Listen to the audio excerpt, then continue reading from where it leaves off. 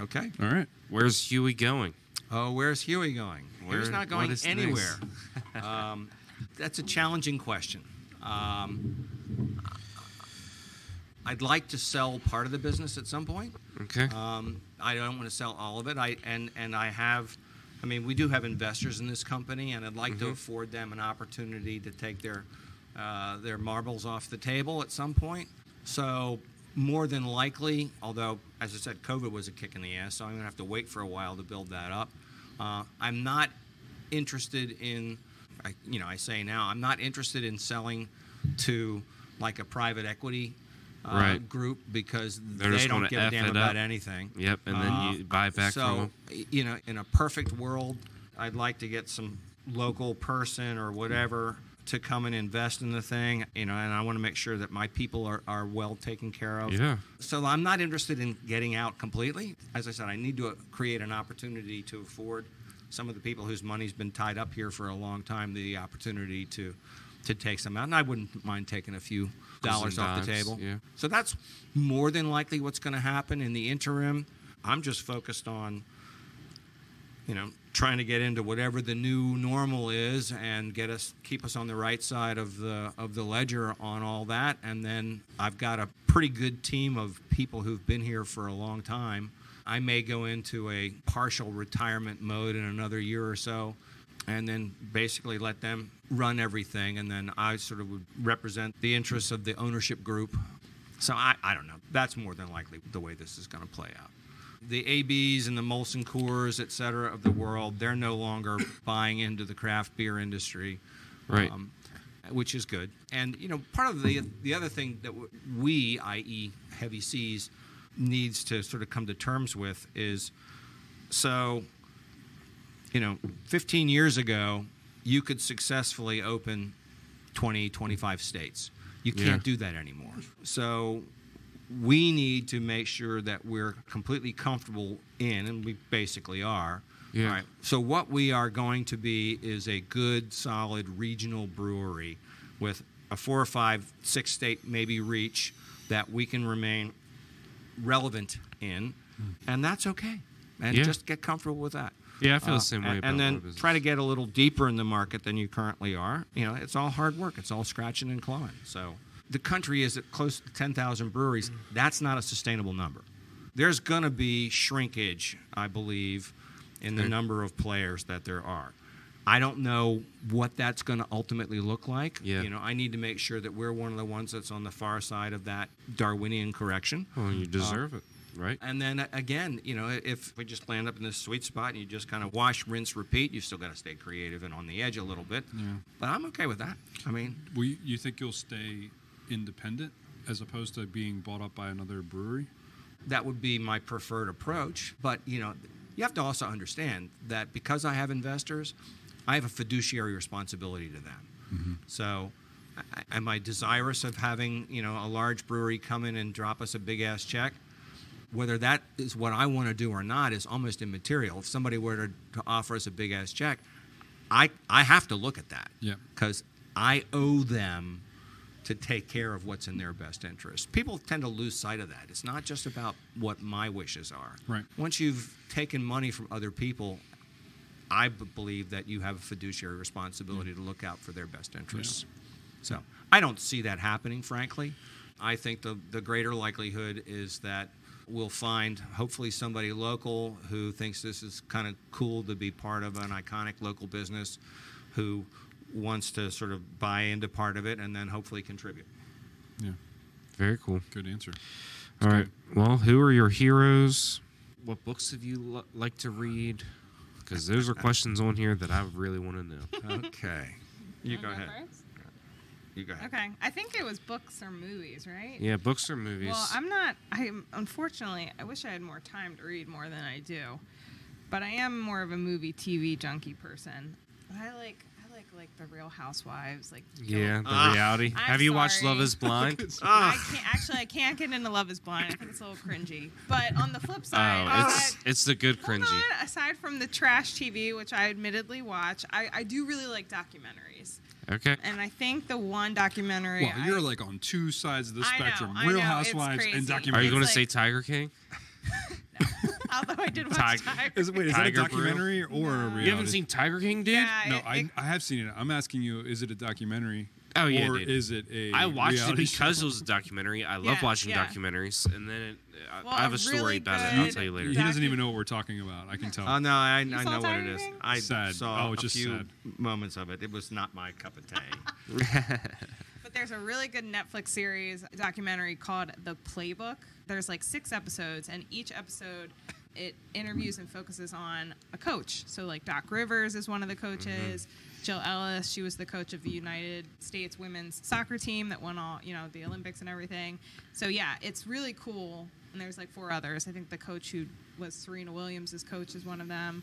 But it's cool. So they interview these coaches and they hear about like, tell us about like why you were successful and like leading your teams and everything like that. But a lot of the lessons that they talk about are the principles that are important in their personal lives too. So yeah, that was probably my favorite documentary that I've seen recently. I think it's The Playbook. I wrote it down. Okay. The Playbook, A Coach's Rules for Life. Heroes? I mean, it's cliche. He's definitely one of them. That's fair Isn't game. that That's nice, good. Dad? Yeah. That's good. We're very close, which I'm happy about, and it's an honor and a privilege to work here. Wow. Did you throw her the keys on the first day? I did And- not. Okay. No, I started here, back in 2012, and I just graduated college. I was 21, or just had turned 22, and I didn't know what the hell I wanted to do. So Yeah, fair enough. Yeah. I'm same what boat. my I don't know father what the hell I did want was to do. Complete and total lunacy. He should Hey, never the- have done that. Yeah. That was a gutsy ass move. How long Genius and was he insane. around for The line is thin. to see how much of your success here as a family has he he saw we were not at our apex, but we were definitely moving in the right direction. So he had a good idea that it was working out. Cool. So, yeah, Albert died, what, about 12 years ago now? it's 2009, I believe. Okay, 14 years ago now. Yeah. Right. He had a stroke and then lived for another 8 or so years. It was a slow fade. Yeah, it was a slow fade, and he, unfortunately, from his stroke, most of the left side of his body was pretty paralyzed, but his mental, he Yeah, was stuff between the ears was great. totally. He could still tell a joke. Yeah, he was great. So You got that from him, I assume. I did. There's no doubt about it. I Yeah. got my sense of humor and my ability to tell dad jokes from my father. Yeah. So, A good dad joke is awesome. yeah. So, So you said dad. Was there any other ones? oh, I'm sure, but I think That's your main one? I was an athlete. I still strength train, so I mean, I follow a lot of like athletes, and I think just I listen. Like I'll go on walks in the morning, and I'll listen to like YouTube motivational speeches, and it's just different videos spliced together of different athletes, like Oh, yeah. telling life lessons of perseverance and stuff like that. I don't know, that kind of stuff really inspires me and gets me all jazzed up. But Good. yeah, I think. If I was to pick one person, just who I look up to, it is probably you. wow. I hope you feel warm and fuzzy inside from that. Here's a tissue. yeah. That's great. Yeah, I Oh, mean, that's yeah, so we're good. very close. We work together, which is great. So not only is that he had a significant impact in my life on a personal level, but also from a professional standpoint too. So, Right. yeah, Yeah, just as I was able to have a business relationship with my father, you're able to do the same thing. So yeah, I mean that's a real privilege for me. So it was fun, and he had a lot of confidence in me, which was unwarranted. I love the story of him just throwing you keys. That's amazing. Yeah, it really kind of was. It was a true OF moment. So, oh, you want me to answer the same question? If you wouldn't mind. First off, I'm a voracious reader. Do you Right read now, a lot of nonfiction or fiction? I mean, mostly fiction. Okay. I mean, I read 2 newspapers every morning, so that's nonfiction. Well, most of the time. So I read the Baltimore Sun and the Wall Street Journal every morning. Okay. And then I've always got a book going. I mean, for the last couple of weeks, I've been reading these David Baldacci sort of crime novels. I'm a big J.R.R. Tolkien sci-fi fantasy yeah. thing, Yeah. Game of Thrones, Lord of the Rings kind of, I Yeah. love those stuff. I think what appeals to me there is just the scale of their imaginations. So that's what kind of sucks me in. So that's the kind of literature that I read and pay attention to. Heroes. Well, my dad was sort of one of my heroes. Another hero in the professional arena has to be Jim Cook of Sam Adams fame. First off, he's a good guy. I know him. And, anybody who's in the craft beer industry who doesn't pay homage to him, because he's the guy who blazed the trail. I mean, he certainly wasn't perfect, but like I said, I know him well enough. That is a sumbitch who's going to die with his boots on. I don't think he's ever going to retire. Were you watching him early on? Well, don't forget, I was one of his first customers because we had Sisson's, which was the beer bar. So you had his beer. So when his product came out, we were one of the first people in Baltimore City to sell it. So I probably first met him 27, 28 years ago, maybe thereabouts, maybe earlier than that. Sounds about right. And you've met him. I have. Right. Yeah. So, he's the guy that blazed the trail for all of us. I'm the local guy, but he's the national guy. From a professional standpoint. Give credit where credit's due. Absolutely. That's good. Totally. That's solid. Yeah. So on your website it says, "Be fearless, be bold, be independent." Mm-hmm. This might be my last question, That's a great one to end on. but tell me more about that.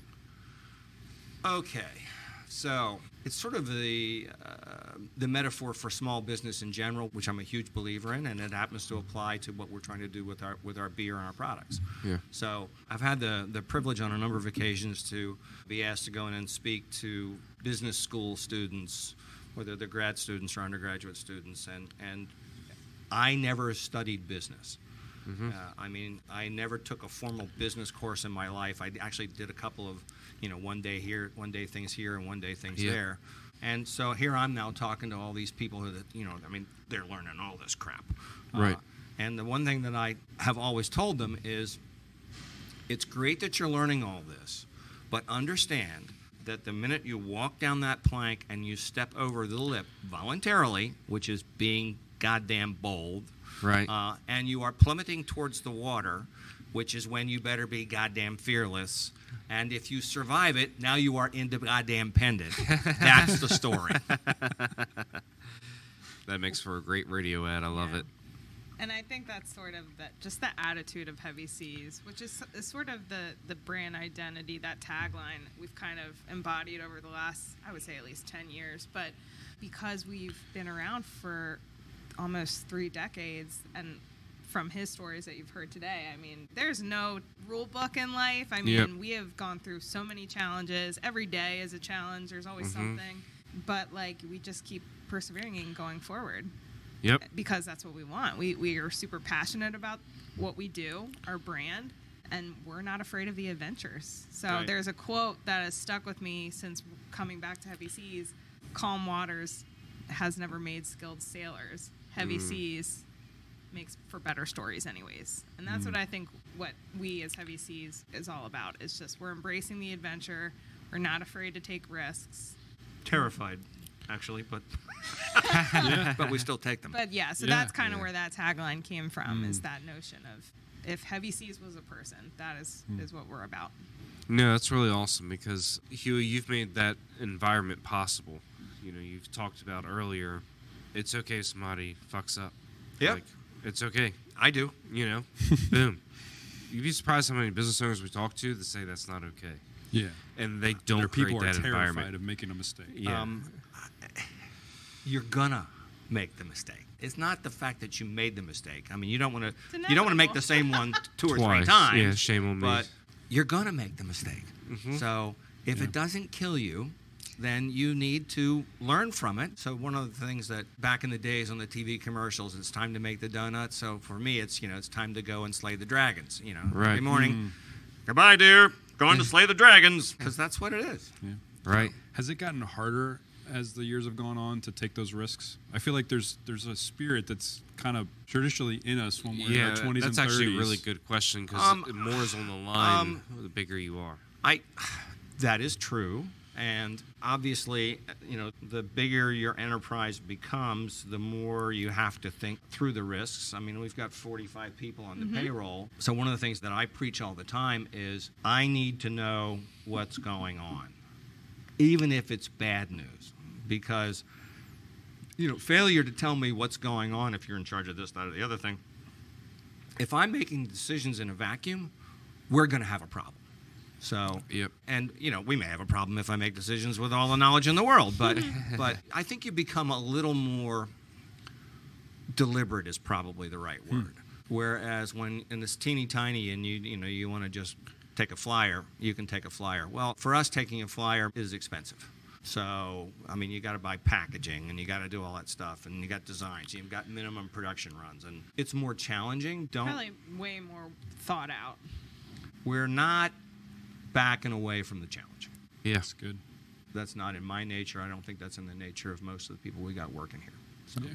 And that just shows how good of a leader you are, Huey, because for my business, I don't feel like anyone feels like they're being micromanaged when I'm digging into what they're doing. And I'm digging into what they're doing because I need to make decisions for the business. Right. And I don't ever really hear you're micromanaging me. He runs my business, by the way. Okay. And he does a damn good job at it.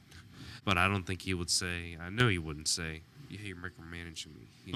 The goal is that they feel more honored that we're looking into things and that they feel the freedom to say, hey, I effed up, or hey, this isn't going well. Right. Those types of things. Or on a positive side of it, I have an idea. Yeah, Like, I have an come to the idea, table and that's because- not smushed.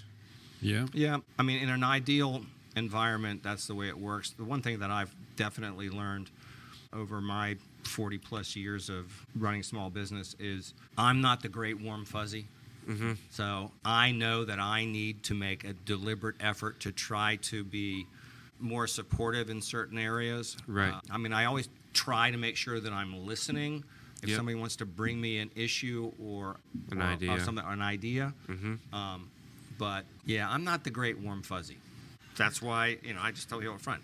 If you're looking for me to be attaboy, go get him, Tiger, 24 hours a day, I'm not your guy. So, Right. what I hope to be is when the shit hits the fucking fan, that you look at me as, okay, well, I think he's going to figure that out, so we're going to follow him. That's probably more what I'm Lead by capable of. example. It's a little bit like a pirate captain, isn't it? There it is. Yeah. Yeah. All comes through fruition. Very good. Yeah. Cool. So I think that's a great place to end it.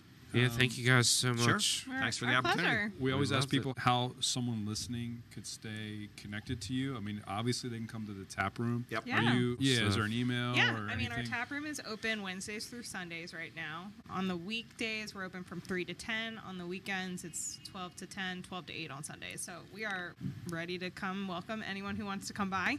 Our social media pages, we're just at Heavy Seas Beer for most of the social channels. You can get a lot of information on our website, which is just heavyseasbeer.com. And then we list all of our events and stuff, or any upcoming beers that we might be releasing. Information about those products will be on our website too. And we do have an email newsletter you can sign up for through our website. And yeah, I think the website's probably great too if you want to see what other events we're participating in. So if you aren't local, check us out on our social or our website. There might be a festival or an event nearby you. I don't know how you become officially considered Baltimore's or Maryland's beer, but I consider Heavy Seas Maryland's beer. So Thank you. Thank you. It's really cool to be here with you guys. Thank you. Thank It was you. fun. Appreciate Yep, it. thank you. Yeah.